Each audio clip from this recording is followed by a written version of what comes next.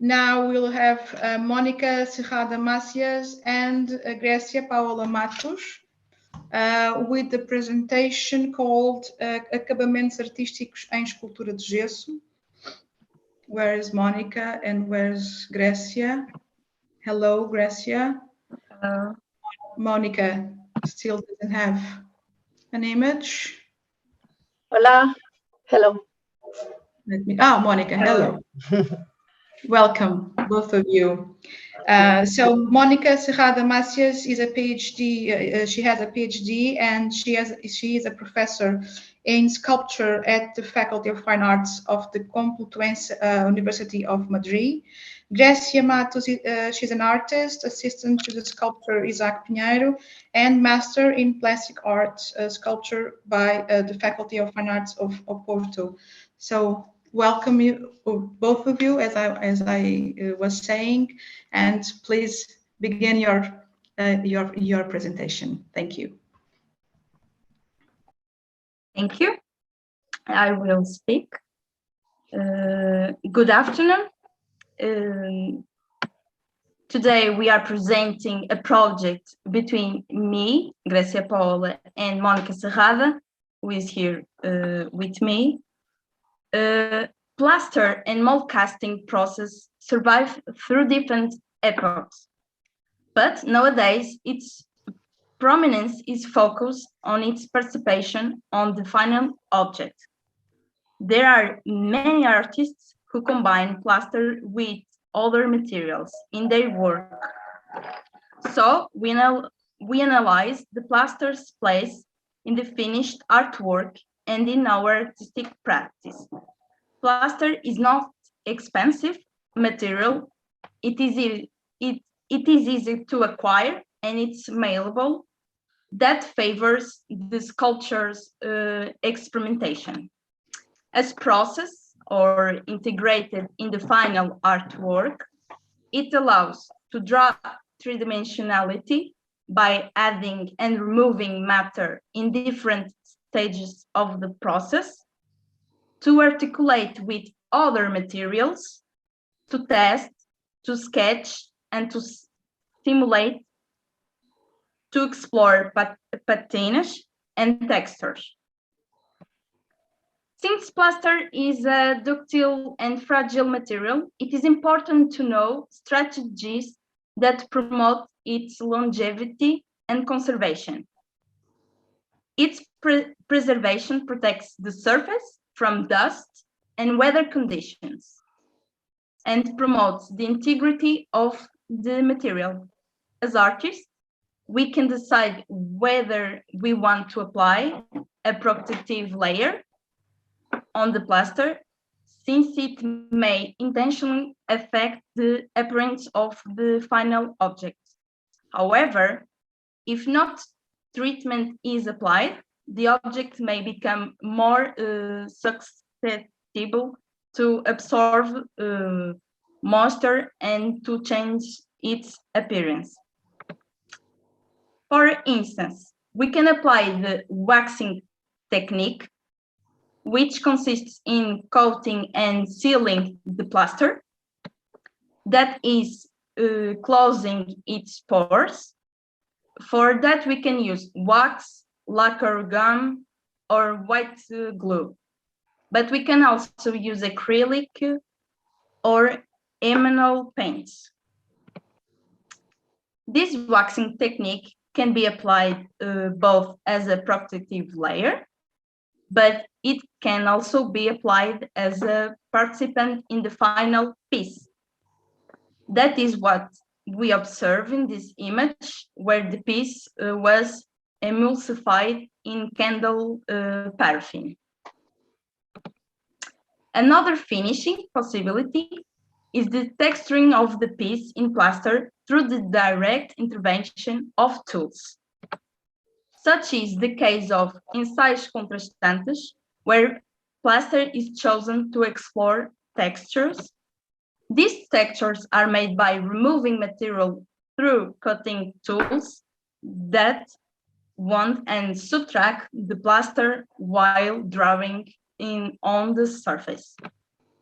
sandpaper, blades, and other abrasive and sharp objects that scratch or pierce promote a rich texture. We can understand that these marks enrich the surface visually and physically, stimulating other ways of perceiving the form, where polished and texture surface interact. Color is another dimension to consider.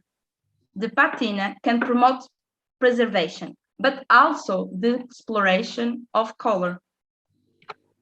The color dimension can occur by its application on the surface or by its mix with plaster.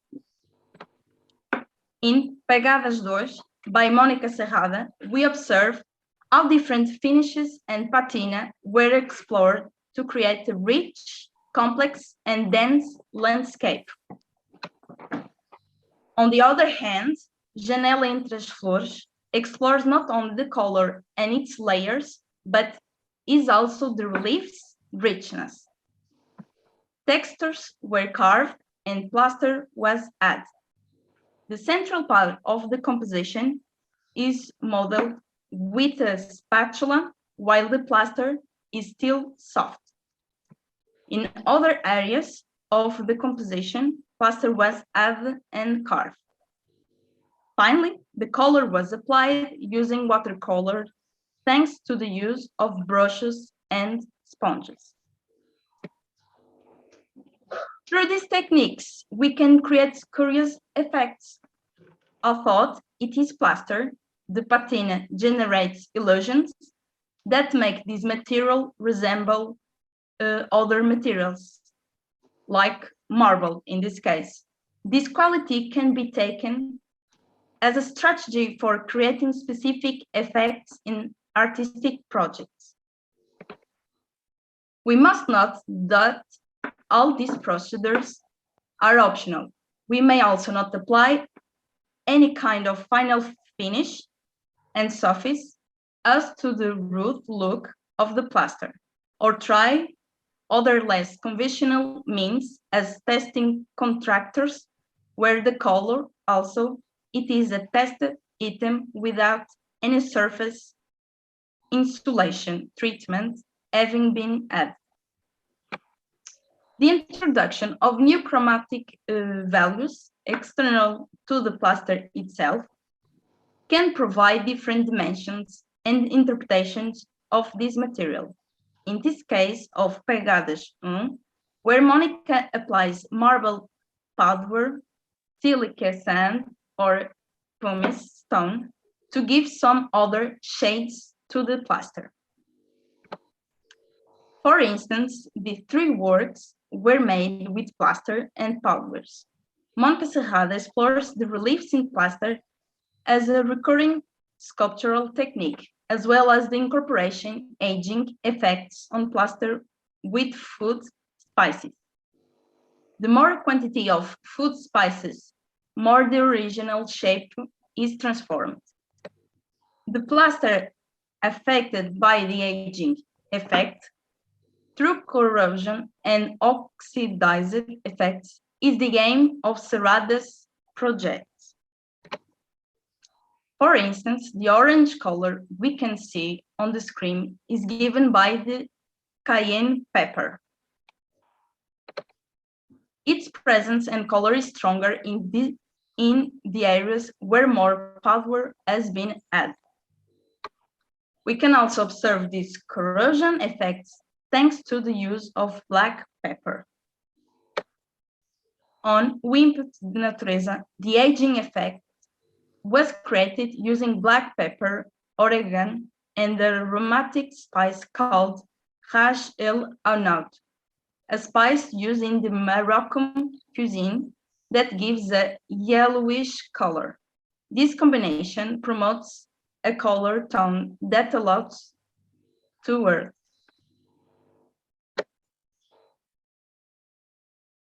These are some more examples. We can see oregons and spices. In folhas de ginkgo biloba, this artistic finishing technique creates rich aesthetic effects in a work that distorts the modeling and reshapes it by creating occasional and texturized areas thanks to the use of spices. The variety of artistic finishes in the sculpture, in plaster, is very wide. In the examples brought today, the plaster is combined with various materials that transform its final appearance. Plaster is a material with extreme versatility and many plastic possibilities. Therefore, we recall the importance of this material capable of enriching artistic work by its qualities, such as its adaptability and reversibility. That's why we value plaster as a material integrated in the final artwork.